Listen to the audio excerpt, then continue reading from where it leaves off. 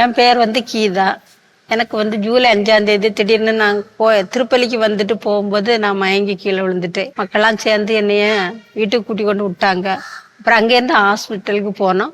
அங்கே ஈத்தாமலியில் ஒரு ஆஸ்பத்திரியில் கொஞ்ச நாள் இருந்தோம். ஒரு வாரம் கூட இருந்தோம். ஆனால் என்னுடைய நோய் இரத்த வாந்தி.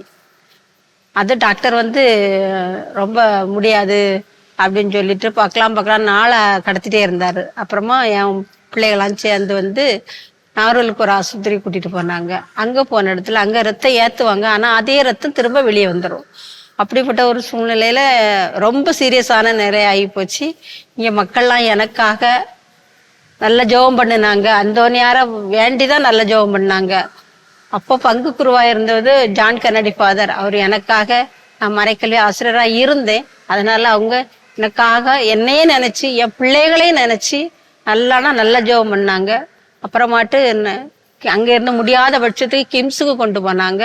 அங்க 5 லட்சம் ரூபாய் கெட்டினா தான் உள்ளால எடுப்பேன்னு சொன்னாங்க. ஆனா 5 லட்சம் ரூபாய் கெட்டிட்டும் உள்ளால டாக்டர்மார நிறைய நின்னும், ஆனால யாராலையுமே அது என்ன நோயின்னு கண்டுபிடிக்க முடியல. கடைசியில ஏன் இந்த ரூபாய வாங்குனீங்க, இந்த கேஸ் பிழைக்குமா பிழைக்காதான்னு தெரிய டவுட்ல இருக்குது அப்படின்ட்டு. ஆனா அதே நேரத்துல அந்தோனியார் ஒரு சின்ன பையன் டாக்டர், ஒரு முஸ்லீம் பையல எனக்காக அனுப்பி அந்த ஆப்ரேஷனை சக்சஸாக நடத்தி நான் செப்டம்பர் 12 நல்ல குணமாகி வீடு திரும்பினேன். இந்த ஊருக்கு நான் ஒரு சாட்சியாக இருக்கேன்.